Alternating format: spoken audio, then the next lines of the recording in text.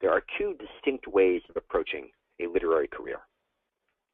If you are a project-based writer, you put all of your effort into putting together one book or one story and try to make that the best book or best story you possibly can, in the hope that you'll perfect that product and achieve success. I understand that many people have used that to success in their careers, but from my perspective, unless you're particularly gifted, that is a recipe for failure.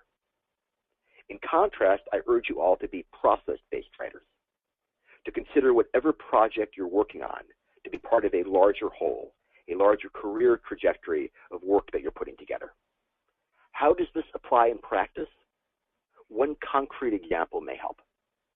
Let's say you're writing a story and you find that you have a great line or a brilliant detail or even a fascinating minor character, but he or she just doesn't seem to fit. Now, if you're a project-based writer, you're stuck because you only have one project.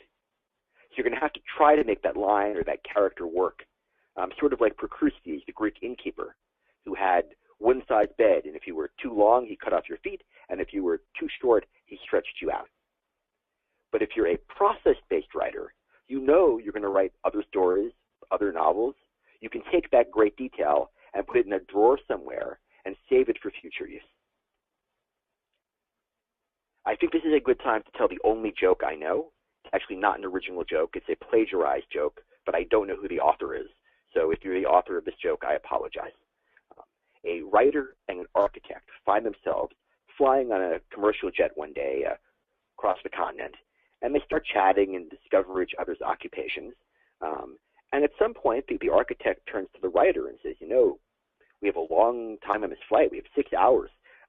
You're a writer. Can you tell me a few good stories? And the writer thinks about this for a moment or two and says, I'll make you a deal. For the first 3 hours, I tell you some stories. For the second 3 hours, you build me a house.